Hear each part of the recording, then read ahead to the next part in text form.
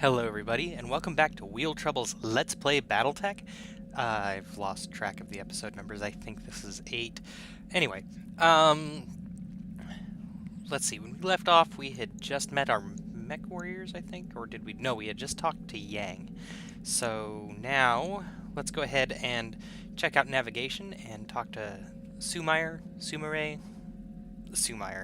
Sorry guys, I'm in the Midwest. Get over it. How can I help, Commander? And until she corrects me, that's what I'm going with, especially with a last name like Meyer. Um, Something I can do for you? Does the decision we made about uncertified contracts satisfy your concerns? My concerns won't be satisfied until our creditors have been paid and the loan sharks off our backs. But this is a step in the right direction, and that makes me happy. I'm not blind to the risks that uncertified contracts entail, by the way. I mean, I know what we're doing is dangerous, but it's the best chance we've got to dig ourselves out of this hole. I've got some questions about navigation. Sure, ask away. I mean, it's kind of important that you understand what you're doing, so if I can help with that, I am all for it. Okay, and again, this will be the tutorial for navigation. To be honest with you, though, I just tend to go from contract to paying contract rather than actually navigating through her. Just seems easier for me. Ship navigation. Okay, navigator, how do we get from system to system? The short answer is that you pick a destination on the star map and I make it happen. Interstellar travel takes time, sometimes weeks, and it'll cost us sea bills for fuel and passage on a jump ship. But it's the only way for an outfit like ours to survive out here. We go where the work is. Okay, I need to kind of discuss this if I haven't already. There's two types of spacefaring ships in the Battletech universe.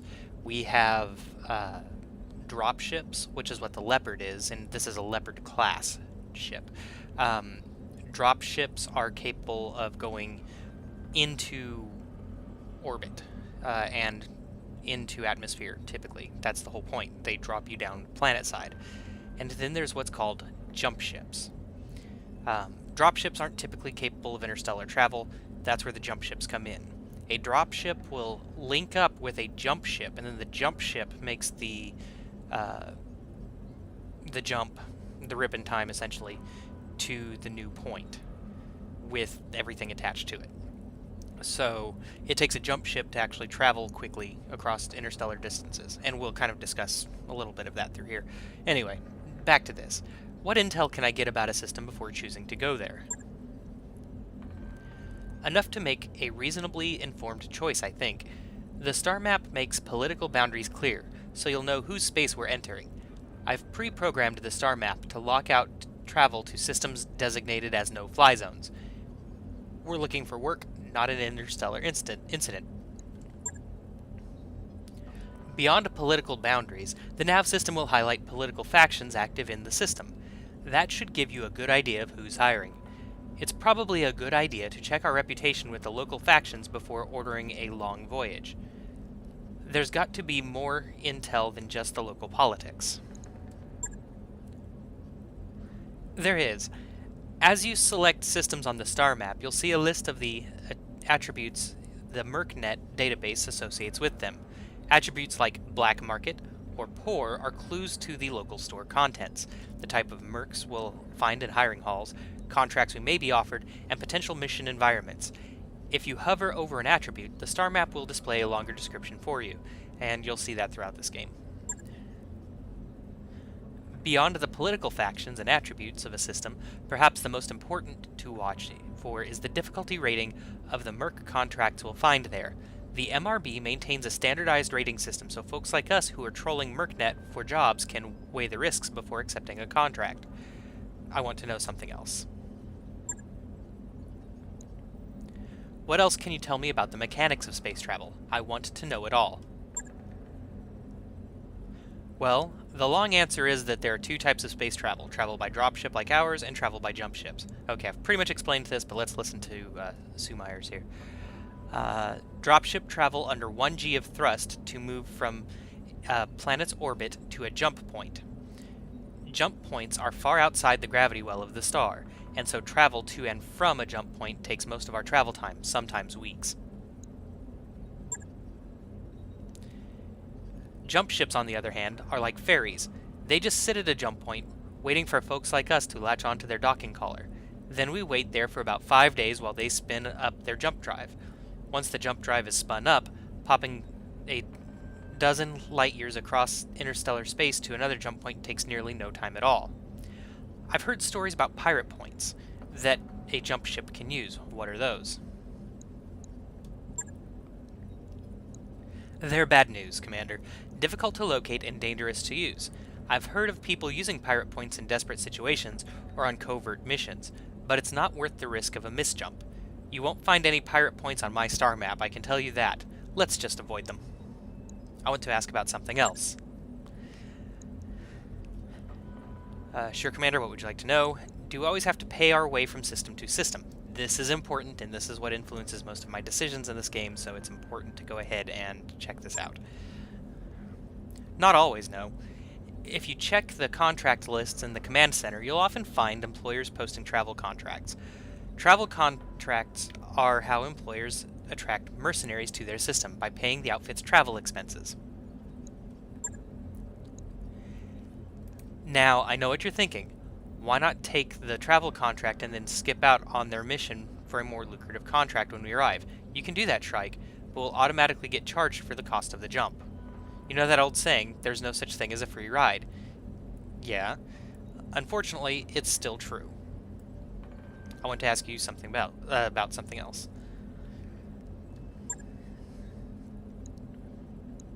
Okay, let's go ahead and scroll down here. The star map confuses me sometimes.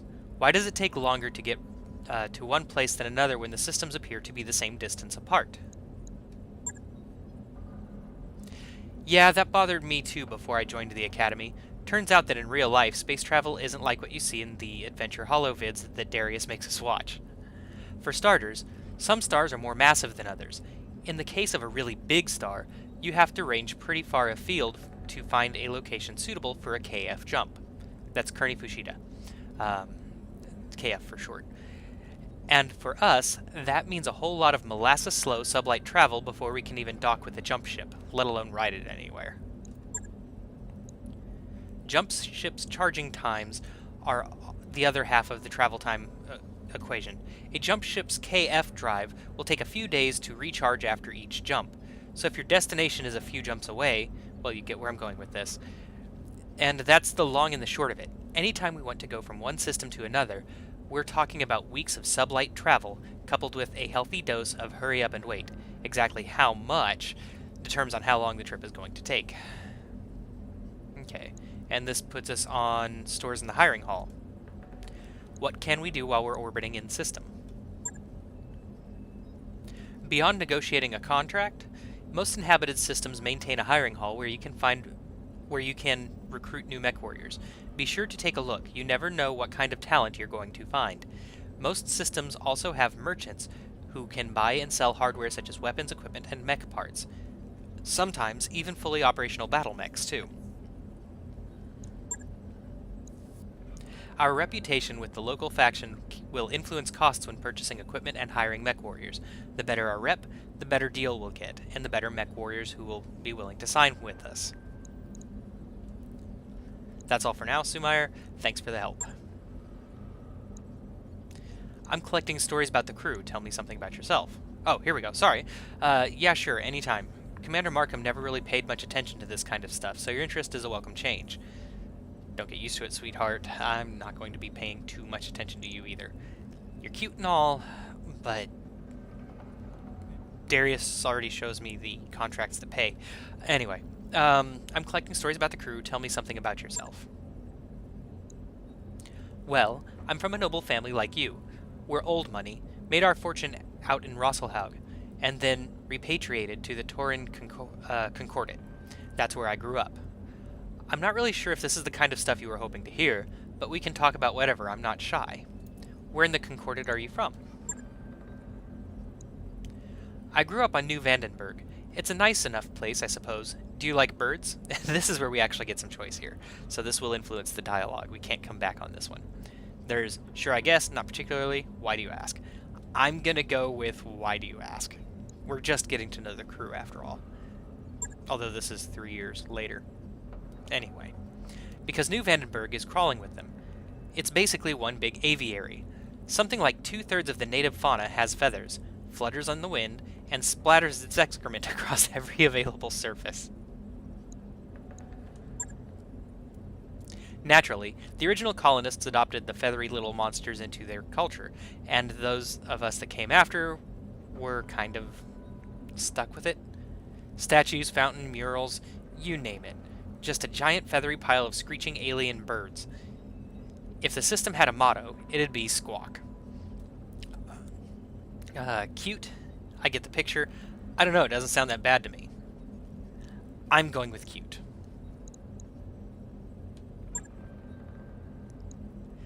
Maybe if I hadn't grown up with it. She's not amused. Where did you learn to pilot a leopard anyway? The Torin Naval Institute, on New Vandenberg. Well, among other places, it's a big campus. The low-gravity training station orbiting Lompoc was my second home for a time. TNI flight training isn't usually open to civilians, but my parents had good credit back then, and they could name-drop Protector Calderon, and that'll get you pretty far in Concordat. For a while, anyway. I do apologize, guys, I've had a very long work day, so if my words are not coming out right, it is just pure mental fatigue. The other cadets in my class weren't especially happy sharing air with the civvy, but they couldn't say much. I was nobility and they weren't. Everyone sort of kept me at arm's length, so I had plenty of time to concentrate on my studies. I got my certification in both dropships and jump ship operations in 4 years. I even tried working on a commercial jump crew for a while once upon a time. The people were fun, but it wasn't for me. The ratio of flying to violent jump sickness skewed hard in the wrong direction. What can you tell me about House Meyer? She's noble, after all. You're looking at it. My parents are both gone. Blood cancer and heart disease, respectively. Both treatable, but they were out of money at that point, so into the ground they went.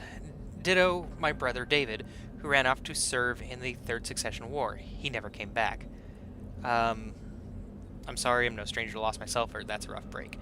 I'm gonna go with that's a rough break. It is what it is. To be perfectly honest, I was never really that close to any of them. David was 13 years older than me, and I had a foot out the door before I turned 3, and my parents, well, they raised me by proxy in the traditional noble fashion. There was no real bond there, even when I was young. None of this is to say that my folks were bad people. They weren't. They were just doing what they knew. Their upbringings had been outsourced, just like mine was. Anyway, that's all I've got to say about my family. They're gone. I'm here. The end. So, you got another question? Or we should get back to our duties. Or should we get back to our duties? Sorry. Your family came from Rosselhaug? It was a long time ago, but yeah.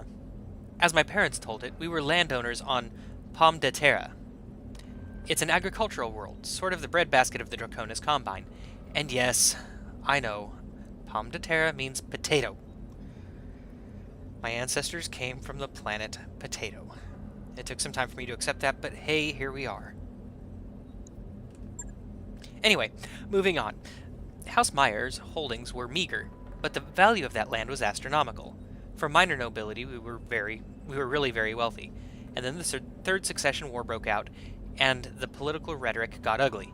House Meyer didn't want a single part of what was happening, so my ancestors emptied their accounts and ran. As a rule, House Kurita takes a really dim view of nobles who cut and run. Words like traitor and defector start getting thrown around. In the Combine, you really don't want to be on the receiving end of allegations like that. I wouldn't be standing here today if House Calderon hadn't granted my ancestors asylum in the Concordat. In all likelihood, House Meyer would have been wiped out before I was even born. House Kurita is based loosely on Japanese culture, so Honor the Dragon. House Kurita dominated the Combine since its founding. Right here, you can kind of see it. Really, if you want to know more about it, Sarna. Just go to Sarna. They're one of the 5 major houses in the Battletech universe. I'd like to talk about something else, and in all honesty, we've pretty much exhausted this whole thing. Be my guest, what do you need? Gotta get back to it. Talk to you later, Sumeyer. There. Okay, Good day, Commander. good day to you.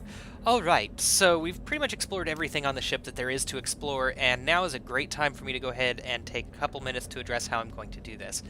I've been playing on my alternate account for a while now, and about a week, and it's been long enough for me to realize something. This game has so much random happenstance and allows so much free play. It's absolutely wonderful. It keeps the game from being dull, and I haven't even touched the online multiplayer yet. I love it. I love what they've done with it. It's really immersive and everything else. However, in order to keep this from just being a complete time sink and you guys seeing the same kind of missions over and over, I'm going to cut out a lot of the middle missions. These are missions that are not crucial to the story. They're basically just do a job, get paid, go. What this does mean is that the little cutscenes that come up, I'm going to include you guys on. I'll just have my recorder on standby the whole time. And I will also record every single story mission. This game does a wonderful job of denoting story missions, so you guys will be along for the entire ride still. I'm just gonna cut the fluff for you. So you guys can expect to see me in different mechs that you might not know how I picked up. Things like that. I'm not going to cover every little repair or every little detail. You guys don't care about that, I'm sure. So, anyway, see you guys next time in the next episode of Wheel Trouble's Let's Play Battletech. Quick little addendum for you guys. This is one of the little things I was talking about. I was busy playing, and I'll just include this on the current episode that you guys are watching. These little jump snippets I'll be happy to include. Week 2, Day 3. Shakedown. You're on the Leopard's Bridge with Sumeyer, Yang, and Darius for the daily staff briefing. Darius says, "We've received 3 messages from the banks." Loan sharks, Sumeyer cuts in. "From the people who are financing us," Darius continues. "They're considering rewriting the terms of our loans, so it will be easier to seize the ship if we miss a payment. As usual, they're only doing this because they believe we can't fight it in court. So we have the option of sweet-talking the banks, ignoring the message, or educate the banks about their mistakes. We are an incredibly light lance. I am not educating them about anything. They could kick our butts. Ignoring the message probably isn't going to do too good either, so we're just going to sweet-talk the banks." "I'll talk to them," you say, and the meeting moves on. Afterward, you record a response. In it, you explain, with much gravitas, that you selected each one of the banks for their prestige and reliability. You remind them of your impeccable payment history. You conclude by expressing your desire for a long and fruitful financial relationship with them, hinting that you might seek additional loans when your current ones are paid in full. A few days later, the banks contact you to say that their previous messages were sent in error and should be ignored. Your company gained the following tags: loan status, fair.